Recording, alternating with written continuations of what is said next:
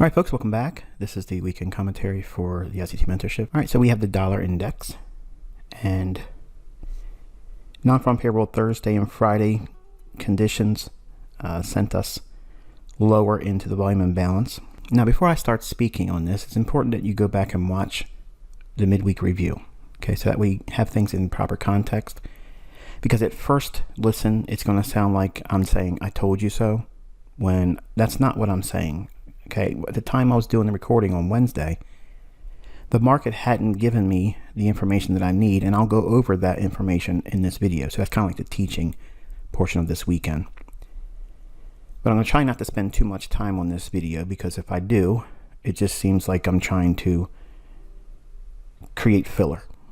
And I have lessons next week, but this one is really central to why I don't participate in non-farm payroll, why it's important for you to observe that level of risk that I hold towards it, and to prevent anything that would cause harm financially or set you back in your development.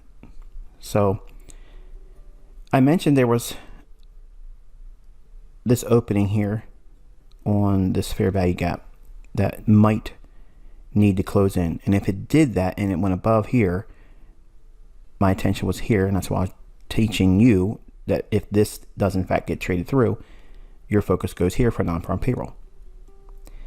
If it fails to go higher, watch this fair value gap in here, and basically you want to be looking at the 90-90 level to 90-75 level. What is the high of this candle and then the low of this candle?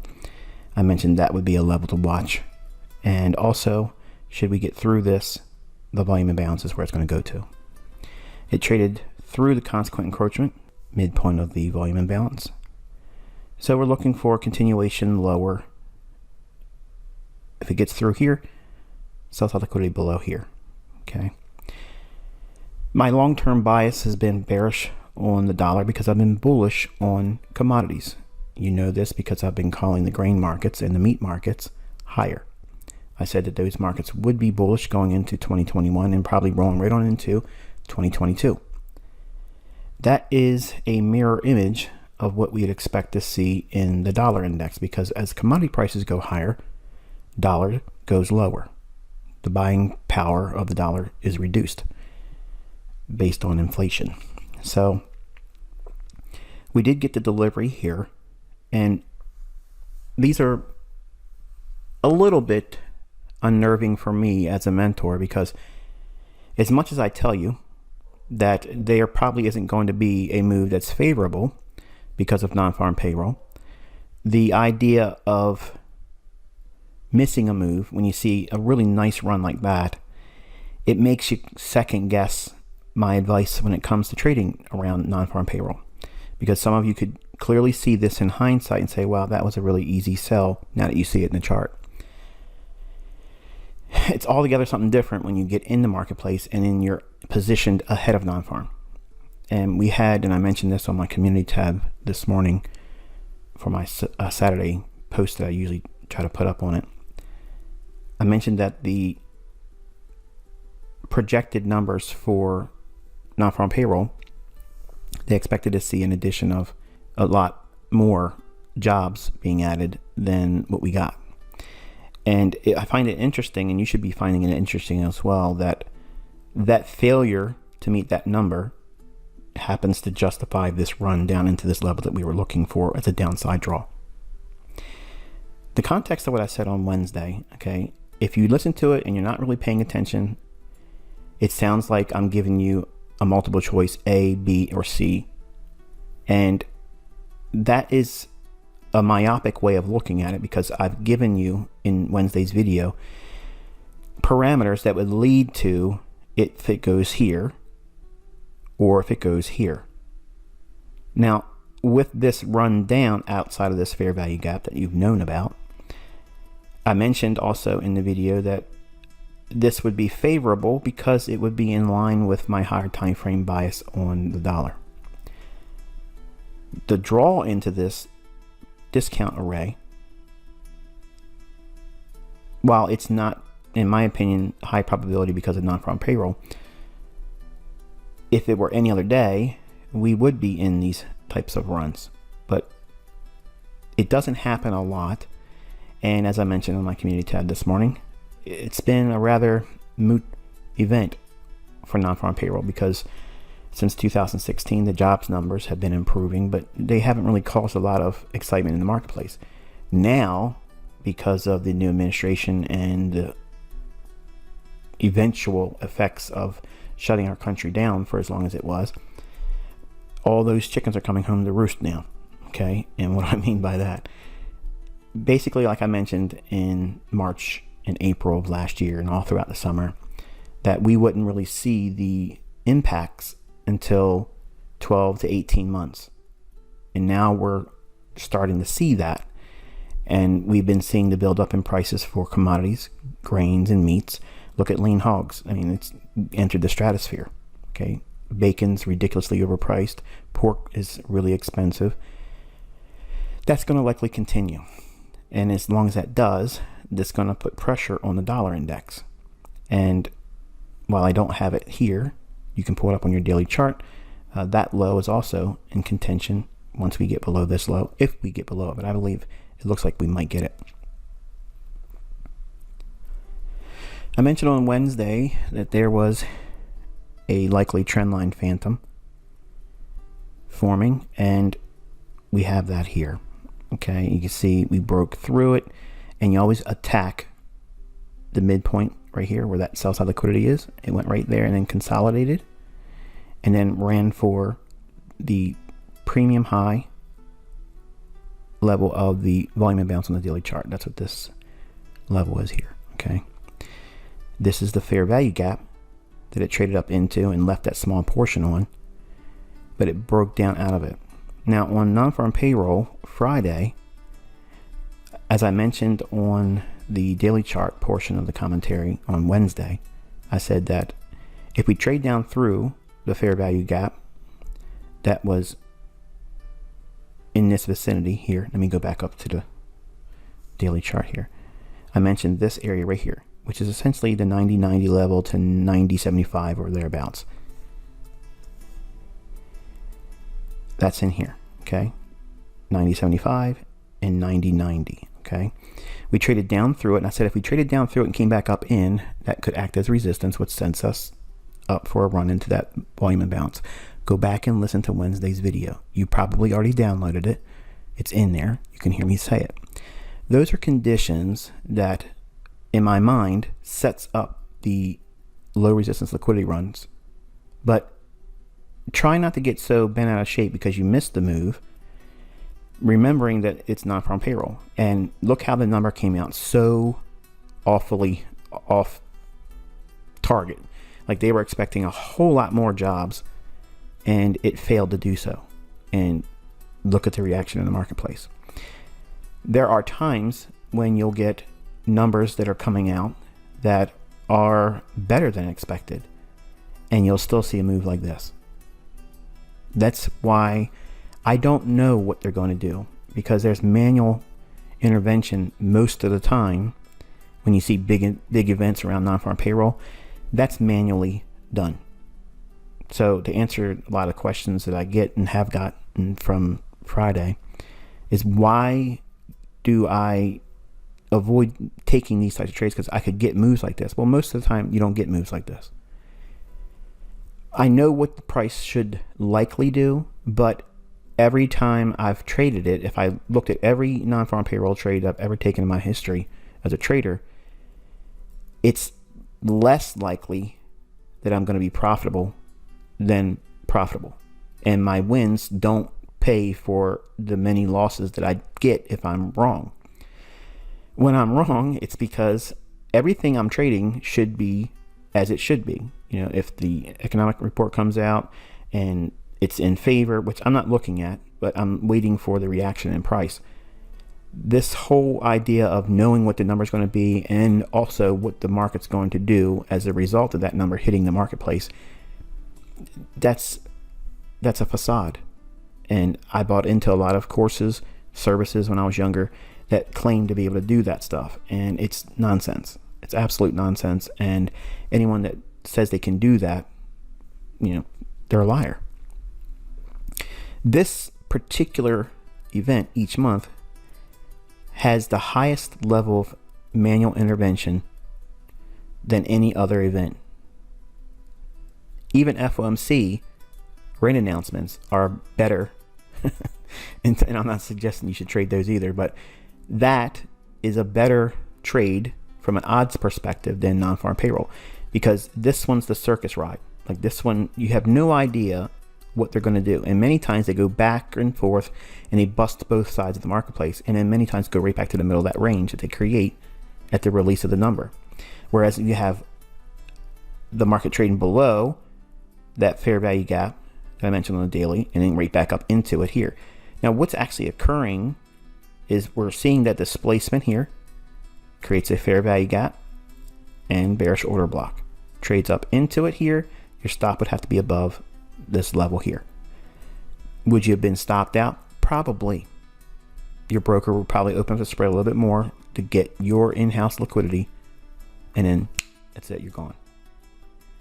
So think about all the things that I just outlined here, all the things that are against you in terms of odds. Don't look at these moves here, even though it goes to where we were saying for the downside objective and reacting in levels where I mentioned that it should probably create a run from. Don't listen to these ideas I'm suggesting when I'm ahead of non-farm payroll, because this is one of the trepidations I feel when I comment ahead of non-farm payroll. I don't want any of you getting hurt. And if you were taking this trade and you were making money, it's going to trick you into thinking that it's going to be like this all the time.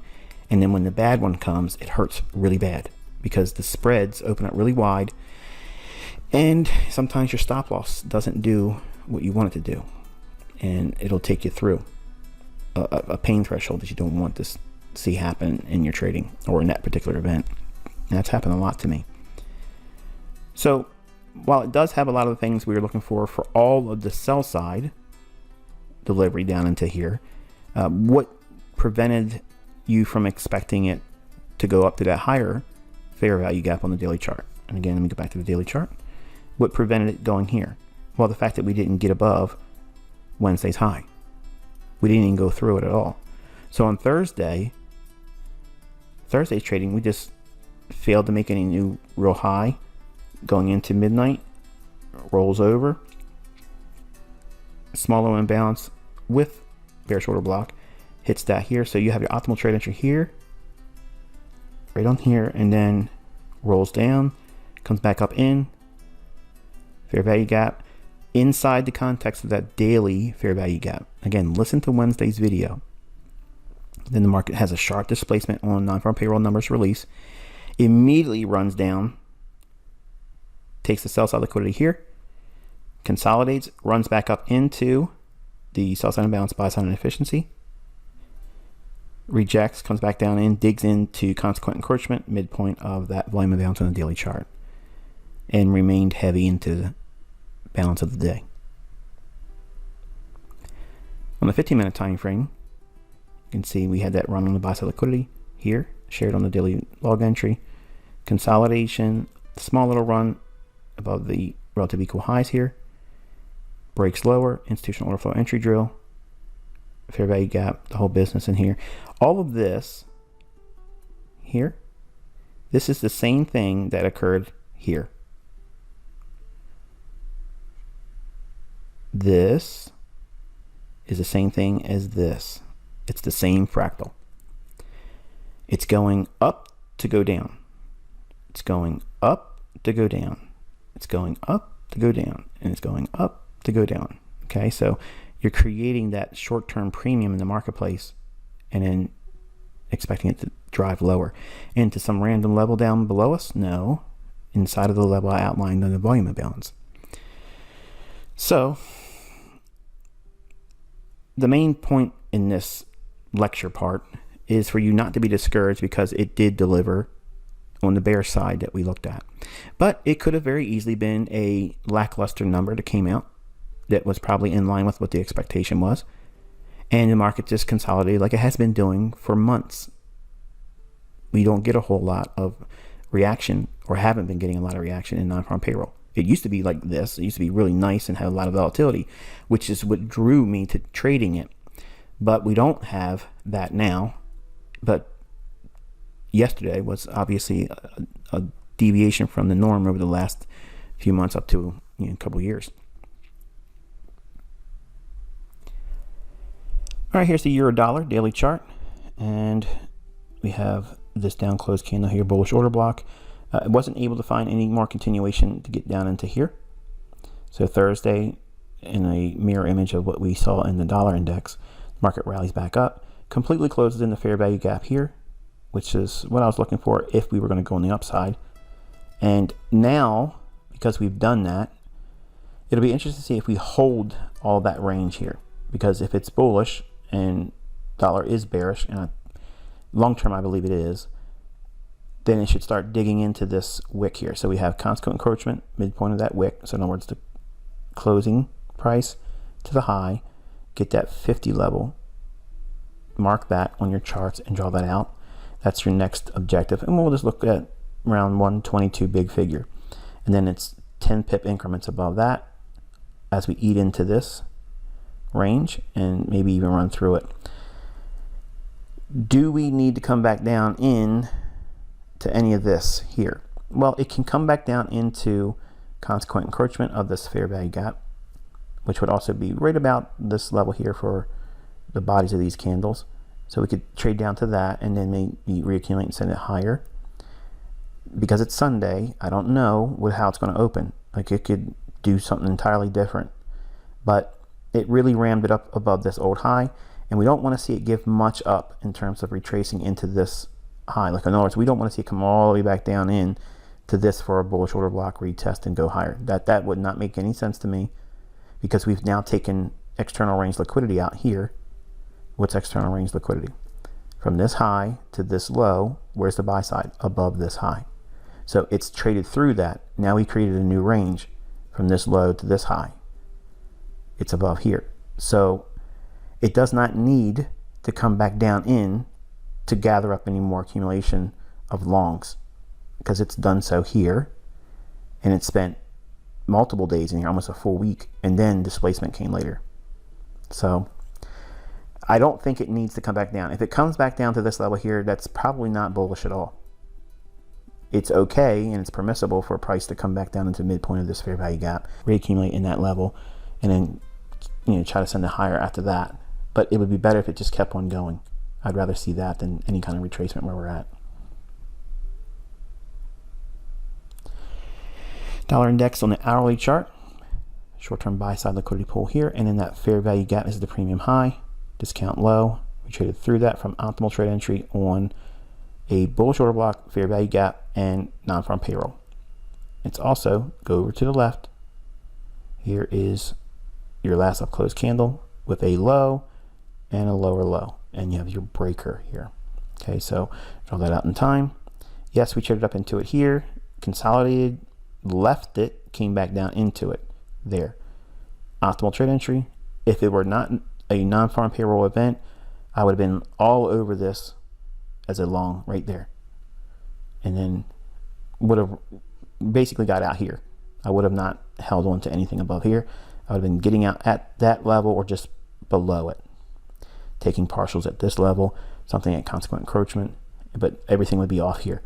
That's how I would have traded it. And you probably think, well, what's the benefit of that? Well, I'm telling you how I would have traded it if it were not non-farm payroll, using these as your premium targets.